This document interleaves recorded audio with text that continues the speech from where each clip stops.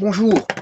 Donc ici, je vais petit à petit reprendre donc les différentes notions scientifiques que je veux dire bon ou techniques. Bon, c'est vrai que j'avais commencé du piano en tant que débutant. J'ai voulu pendant un mois montrer bon les apports que j'avais reçus pour pouvoir les partager et donc en toute convivialité de pouvoir refaire euh, un apprentissage par vous-même en achetant bien sûr le bouquin concernant, je veux dire, le livre de piano qui était la méthode de piano de Jacqueline Pouillard. Voilà. Mais de temps en temps, je vais reprendre, je veux dire, tout en parcourant, je veux dire, ce bouquin de piano. Hein, on est arrivé, je sais plus à quelle page, 30, 35, quelque chose comme ça. Eh bien, je vais refaire des notions scientifiques euh, et les remettre sur YouTube pour pouvoir partager, je veux dire, les connaissances scientifiques, je veux dire, pour ceux qui en auraient besoin ou qui en ont besoin ou qui ont une utilité, voilà. Voilà. Voilà. Donc ici, je vais commencer par un cours de physique qui est en fait ce qu'on appelle la chute libre euh, d'un corps ou des corps. Voilà, la chute libre des corps. Bon, mais il faut savoir que je vais mettre une hypothèse fondamentale pour l'étude. Bon.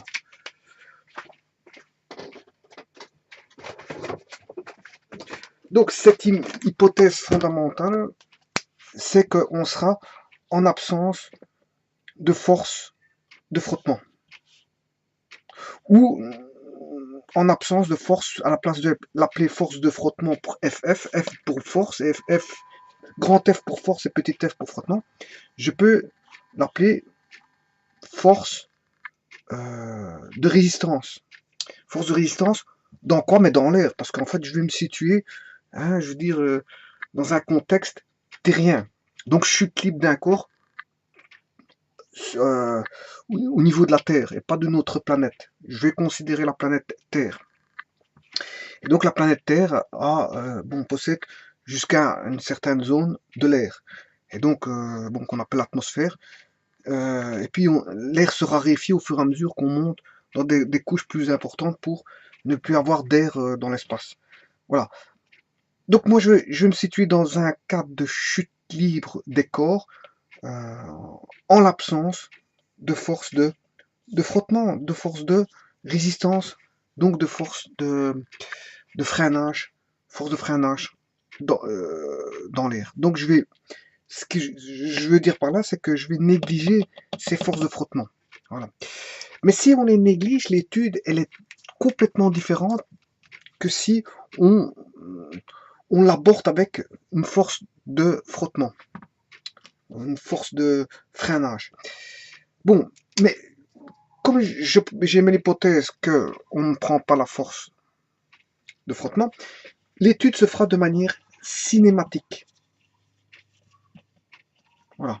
Mais j'en dis pas plus pour le cas d'une force de frottement non négligeable présente dans l'air. Je n'en dis pas plus, puisque mon étude va euh, se réserver à la chute des corps, donc en l'absence de force de frottement, et notre étude se fera de manière cinématique, c'est-à-dire quand je dis de manière cinématique, c'est par les lois de la cinématique étant, je veux dire, euh, une partie de la mécanique. Bien sûr, la mécanique fait partie de la physique, puisque la physique, c'est l'étude des grandeurs, hein, l'étude des grandeurs physiques. La mécanique, c'est l'étude, je veux dire, des forces, des vitesses et voilà, et des moments de force, etc. C'est des paramètres spécifiques, je veux dire, et des accélérations, voilà. C'est des paramètres particuliers de la physique, voilà. Et on englobe dans la dynamique, la cinématique. Euh, Par exemple, si on étudie la cause des forces, bon, on étudiera la dynamique. Si on étudie les lois des mouvements des corps en fonction de la vitesse en fonction du temps, l'accélération en fonction du temps, l'espace en fonction du temps, ben, quel que soit le mouvement, ben, ce sera la cinématique. Et là, on ne regarde pas les forces qui interagissent en cinématique. Voilà. Et si c'est la statique, ben, c'est l'étude hein, des équilibres, comment mettre des forces en présence pour avoir un équilibre. Voilà, en gros c'est ça. Bon, ben, ici la chute libre des corps, je vais le faire à l'aide de la cinématique. Bon, alors qu'est-ce qu'elle dit cette cinématique?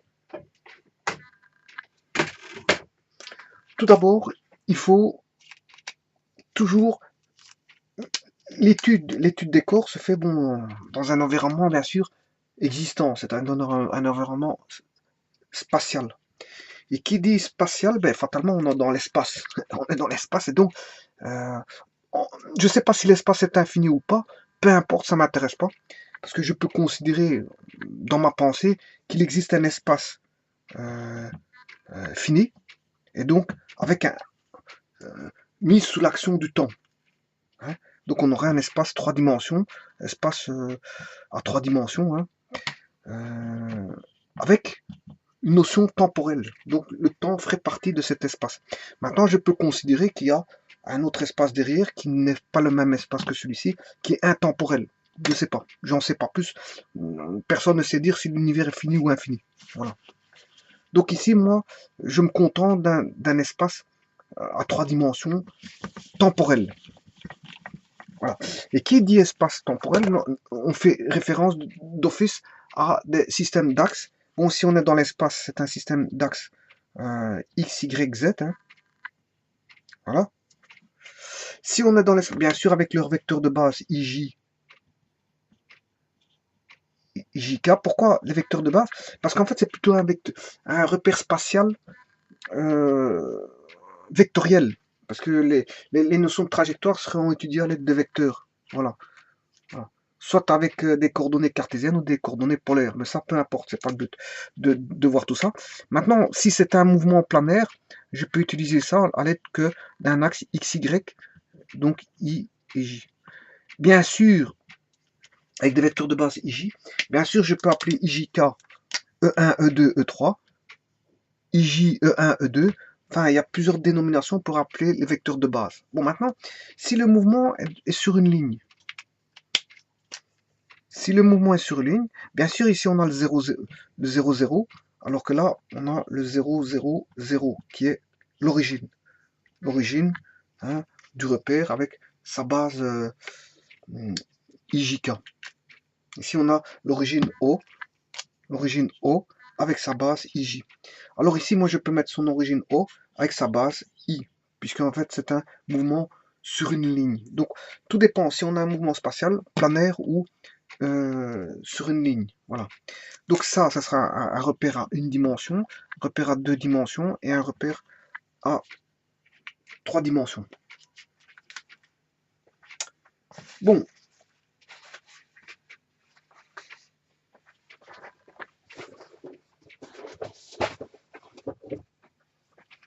Ceci étant dit, quand on étudie donc la cinématique, d'office, on étudie ça dans un contexte d'espace existant. Donc fatalement, comme je viens de dire, qui dit notion d'espatial, qui dit mouvement dans l'espace, dit repère, d'office, dit repère spatial, planaire ou linéaire. Bon, mais ici, on étudie la chute d'un corps, hein,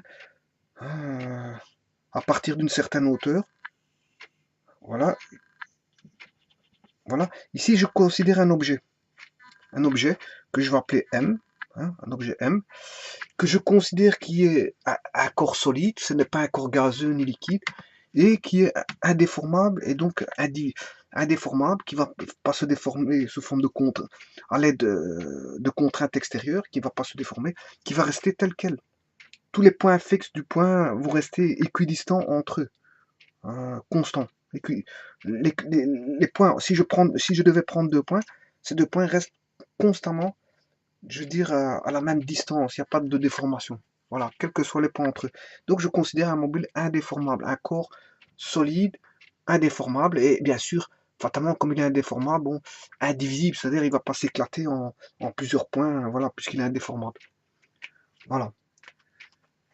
Bon, donc ceci étant dit, je prends un corps, ça c'est mon hypothèse, il existe un corps M de masse, bien sûr, petit m. Et donc comme il existe dans l'espace, l'espace a besoin d'une espèce de carte d'identité, des objets existants dans l'espace. Et cette carte d'identité, c'est de savoir qu'il existe une masse en son sein. Voilà. Et comment le sait-il? Ben, il le sait via le paramètre de poids. Voilà. MJ. Dès le moment où l'espace entrevoit un poids, il sait que l'espace interagit en sachant qu'il existe une masse. Une masse. En son sein. Dans l'espace, il existe une masse. Parce qu'il existe un poids. S'il existe un poids, il existe d'office une masse. Voilà. Et là, le poids, c'est m fois g, et donc la masse, le mobile m, je l'appelle mobile parce qu'il va, corps, c'est un corps, hein, tout d'abord, c'est un corps qui a une quantité de massique, m, et qui a une valeur de poids dans un système, on va dire ça, dans un système, le, le, la masse m est soumise à une force de gravitation qui est le poids. Parce qu'il existe un champ de force, un champ de gravitation. Il existe un champ de gravitation. Donc, cette masse M est soumise à, possède un poids dans ce champ de gravitation. Et c'est une espèce de carte d'identité pour l'espace pour dire qu'il existe une masse au sein d'un champ de force. Voilà. Bon, mais G, c'est quoi? G, c'est l'accélération de gravitation. Bon, voilà, le but c'est pas de parler de G, mais c'est de parler de la chute des cours. Je ferai une vidéo sur G et j'expliquerai tout sur qu'est-ce que c'est que la gravitation, combien elle vaut sur Terre, voilà, et elle dépend de quoi elle dépendra, voilà, et comment on la calcule. Bon, ici, bon, le cours va tomber d'une hauteur, une certaine hauteur, que je vais appeler H. Voilà comment je vais étudier ça. J'ai un corps à une certaine hauteur, donc ayant une énergie potentielle. Hein, elle a une certaine énergie potentielle parce que l'énergie potentielle du corps, c'est l'énergie potentielle, c'est égal mgh.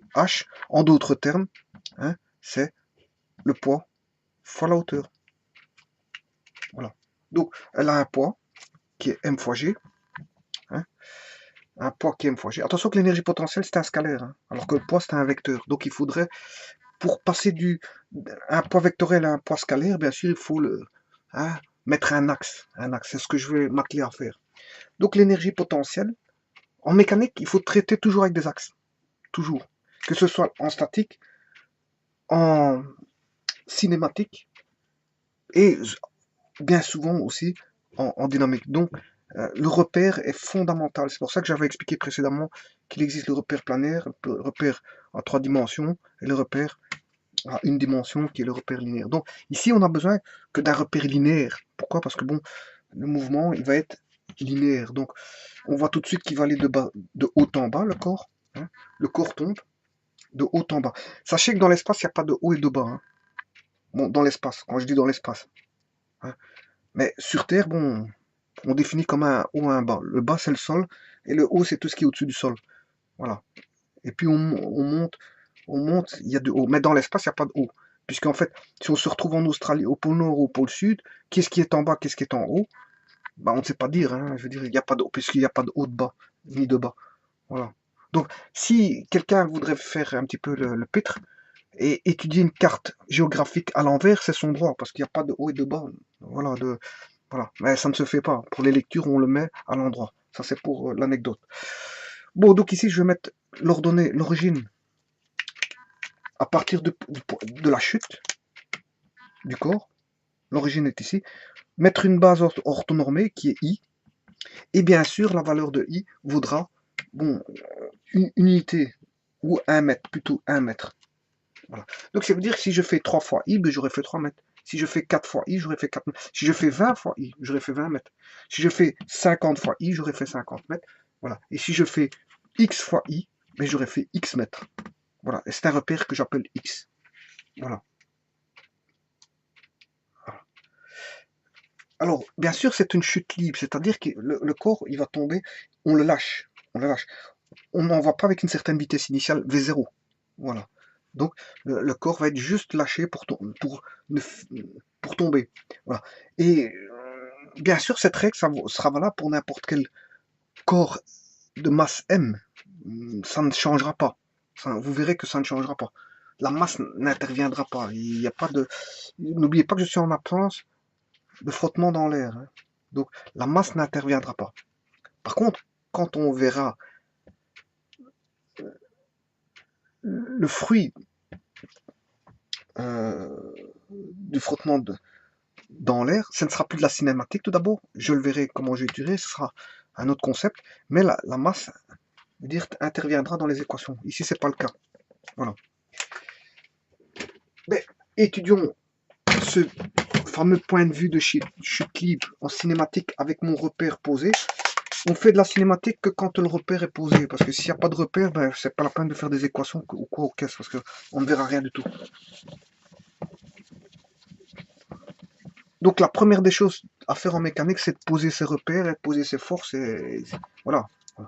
Bon, ici, comme je n'étudie qu'en cinématique, les forces n'interviendront pas. Voilà. Donc je vais mettre la loi de l'art. Les lois. Bien sûr, comme on a les paramètres vectoriels, ce sera quoi? On aura les paramètres vectoriels. Voilà. Alors, les paramètres vectoriels, on sait c'est quoi? Ce sera le poids du corps M. Voilà. On aura le poids du corps M. On aura, bien sûr, la gravitation. Ici, comme on est sur Terre, bon, j'étudie la chute libre d'un corps sur Terre, ben, ce sera G. G qui voudrait une certaine valeur que j'étudierai plus par après. Parce qu'en fait, ouais, c'est bien de dire 9,80, mais on le verra avec plus de précision. Et les endroits où ça varie, et combien ils vaudront. Donc moi ici, je prends, ouais, je peux prendre 9,81, mais bon, pourquoi on va pas me dire pas, pourquoi pas 9,80, 9, ou dans, voilà, un autre endroit, voilà. Donc je l'appelle G pour éviter le, voilà. Mais G étant ici étant positif. La gravitation ici, bon, elle est orientée dans ce sens-ci. G. Voilà. Bien sûr, le poids, c'est M fois G.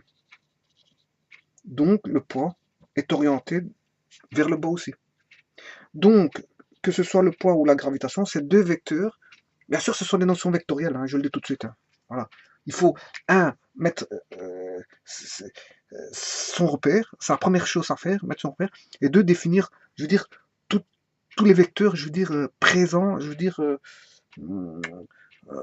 dans le système d'études, Voilà. Et mon corps, le corps M, bon, est soumis à une force de gravitation, dans un champ de gravitation, champ gravifique, bon, d'une certaine valeur d'accélération G.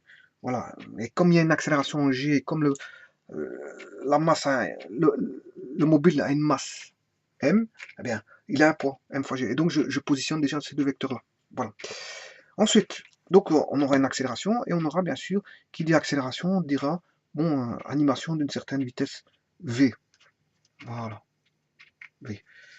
Voilà. Et donc, ayant une vitesse étant définie, ben, c'est que le mobile va bouger. Voilà. Et donc, il va passer à différents, bon, à partir de 0, il va augmenter sa valeur de positionnement que j'appelle X. X va augmenter. Voilà. Puisqu'il y a une vitesse. Il y a une accélération gravifique. Il y a une accélération gravifique qui va faire animer d'une certaine vitesse V. Et donc, le positionnement ici va augmenter. Mais ceci, je peux mettre aussi un vecteur que je vais appeler le vecteur OX. Voilà. Donc le vecteur, on va dire vecteur, je peux l'appeler vecteur déplacement. Vecteur déplacement. Mon OX, il sera ici dans un premier temps, puis il va être là, puis il va être là, et il va s'agrandir au fur et à mesure. Voilà. Bon, mais la vitesse, est-ce qu'elle va croître? Mais bien sûr qu'elle va croître, la vitesse va augmenter. Est-ce que l'accélération va augmenter? Ben non, elle va rester constante. Donc qu'est-ce qui va croître? Est-ce que le poids va croître? Ben non, le poids ne va pas croître. Voilà. Le poids va rester tel quel. Voilà. Le poids va rester tel quel, le poids est constant, mais de toute façon il ne nous intéresse pas ici. Le G est constant, il va rester tel quel. Par contre, la vitesse va augmenter et comment est-ce qu'on appelle ça, le vecteur de déplacement, hein, va augmenter, puisqu'en fait on se déplace de plus en plus loin par rapport à l'origine. Donc, le G est positif.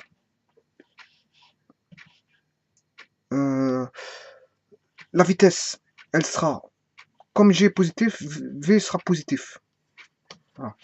Puisqu'on accélère, la vitesse sera positive. On aura une augmentation de vitesse, puisque l'accélération est positive. Maintenant, le OX, bien sûr, comme on a pris l'axe dans ce sens-là, le OX sera positif aussi. Voilà. Et P, bien sûr, est positif. Voilà. Ça, ce sont les paramètres vectoriels. On a positionné tous nos vecteurs et on a dit que c'était toutes des quantités qui allaient devenir, qui allaient varier, sauf le poids et G, mais qui étaient toutes positives, dont 2 est constante, G est constant, et le poids est constant, et la vitesse va varier et sera toujours positive, et le vecteur position va varier, sera toujours positif. Voilà. Ceci étant dit, on va maintenant appliquer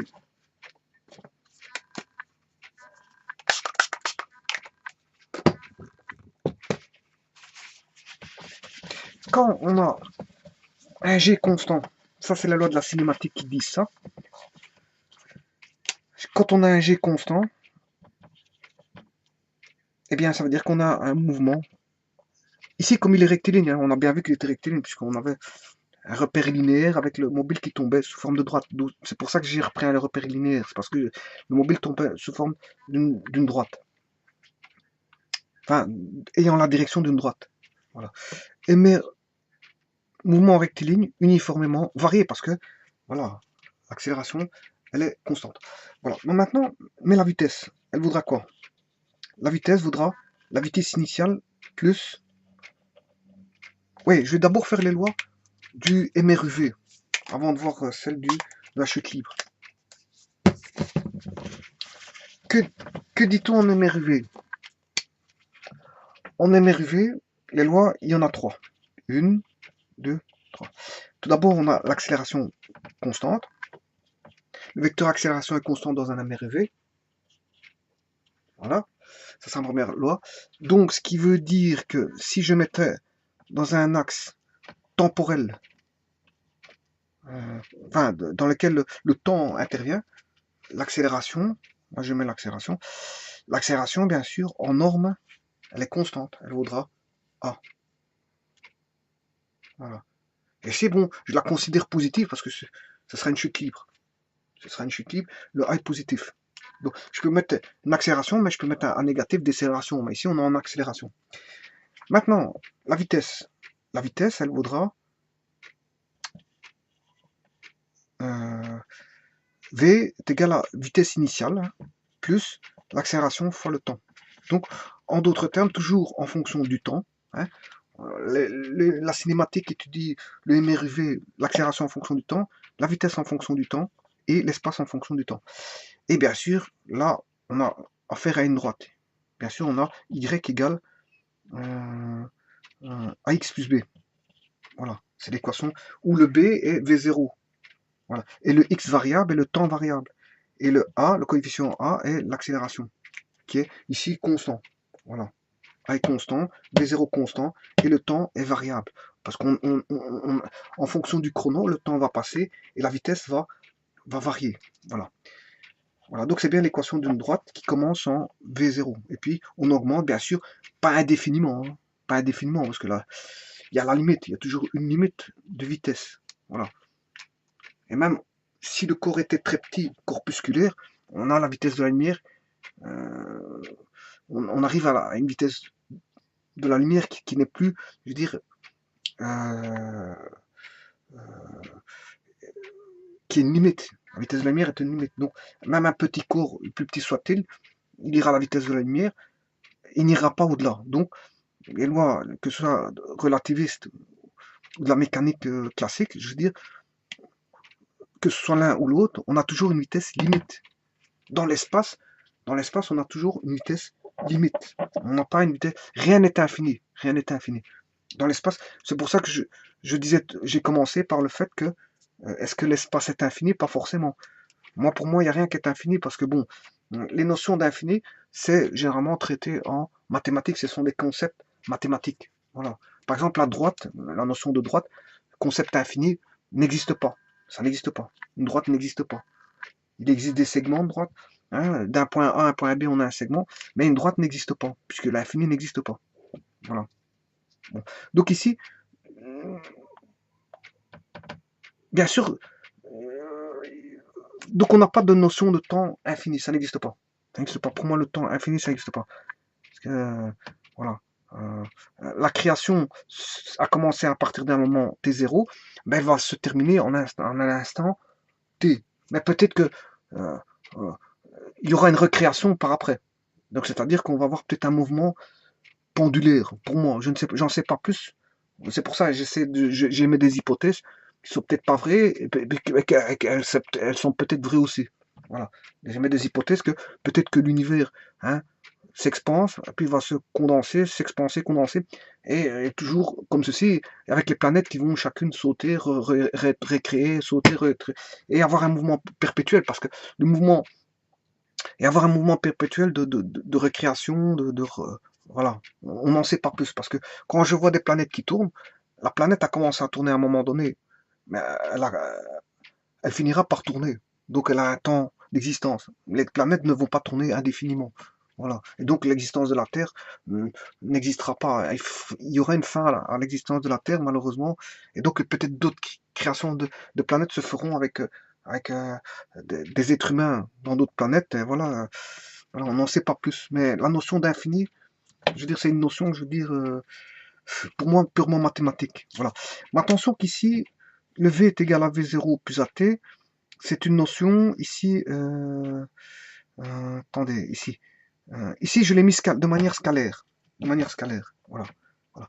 C'est-à-dire, voilà, pas vectoriel, non vectoriel ici. Hein. Sachant que la vitesse est vectorielle. Hein. Donc, dans un repère orthonormé, un repère, euh, la vitesse est une est à l'image de l'équation d'une droite et non pas une droite parce que plutôt un segment parce qu'on a une vitesse limite. Voilà, c'est ce que je disais.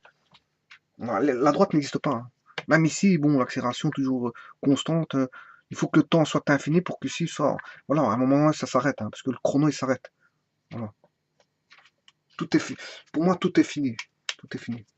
Tout a une fin. Voilà, donc en fait, on s'arrête à une vitesse limite. Bon, maintenant, l'espace. Ben, l'espace, c'est égal à x0 plus v0t plus at carré sur 2. Voilà. Voilà. Bon, ce qui veut dire qu'ici, oh,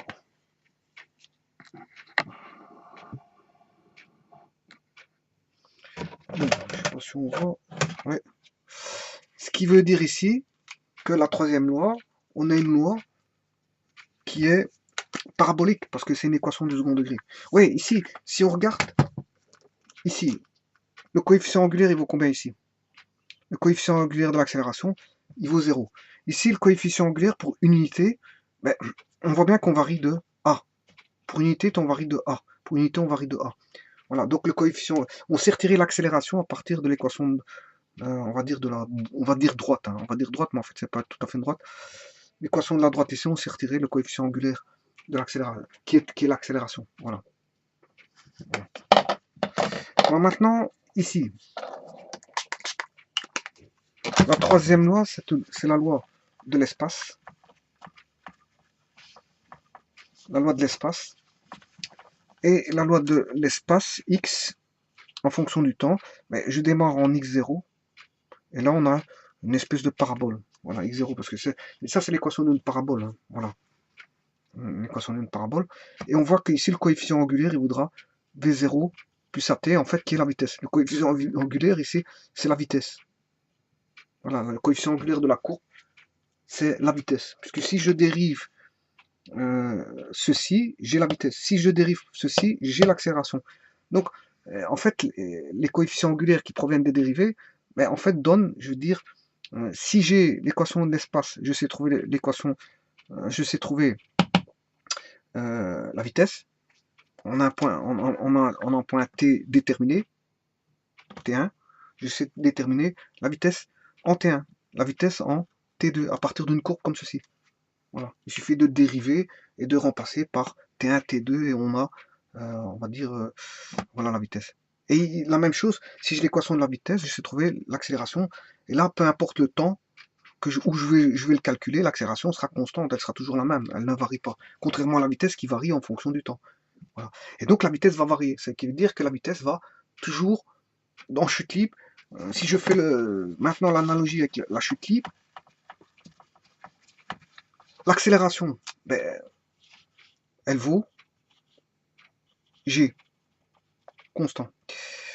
Le V0, le V0, le V0, ben, elle est lâchée sans être jetée. Donc il n'y a pas de V0. V0 vaut 0. Elle est lâchée, juste lâchée. Donc la vitesse vaudra juste GT. Voilà. Voilà la loi de la vitesse, c'est juste GT. Et alors maintenant, pour trouver l'endroit où se trouve le mobile à un certain moment, mais le x0, il vaut 0. Voilà. L'espace initial, il vaut 0. Donc x0 vaut 0, et le v0, comme on a dit, il vaut 0, et il reste at carré sur 2, c'est-à-dire ici gt carré sur 2. Voilà les lois de la chute libre. Sans, bien sûr, qu'est-ce que j'ai dit? Sans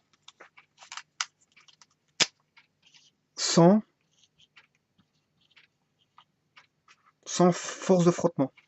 Voilà, sans force de frottement extérieure due à l'air. Voilà.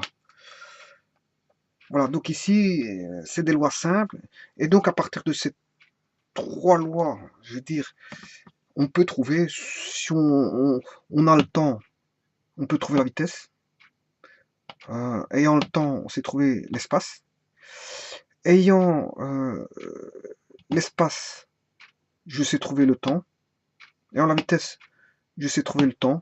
Et voilà, bon, on peut jongler avec ces 3 systèmes d'équations, hein, pour trouver, ayant des données, par exemple, si je connais le temps, je sais trouver la vitesse. Et si je connais le temps, je sais trouver l'espace. Si je connais la vitesse, je sais trouver le temps. Mais si je connais l'espace, je sais aussi trouver le temps. Voilà. Donc, je peux jongler avec ces deux équations aussi, hein, parce que celle-ci, elle est constante. Hein.